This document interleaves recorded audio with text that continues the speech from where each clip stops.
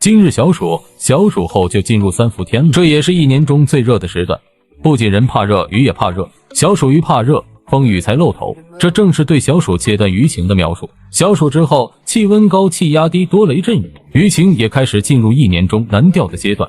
但还不是最难钓的时候，整个夏季都是鱼类疯狂生长的季节，特别是草鱼、边鱼连拥，所以小暑阶段鱼儿同样会疯狂觅食，只不过非常挑时段和天气。有时候窝里明明有鱼，就是不开口，那不是你技术问题，也不是饵料问题，鱼不开口，天王老子来了也没用。遇到那种无风无雨、气压低的天气，最好不要出钓。通常情况下，早晚都有一波进食窗口期，并且非常短暂。钓位选择在大树荫下、桥下面、高坎或者流水活水处，饵料选择为天气越热，饵料越素为好。另外，夜钓是个不错的选择，特别是夜钓黄辣丁，但是夜钓鱼口会受月亮的影响。下期就给大家揭秘月亮与鱼口的关系。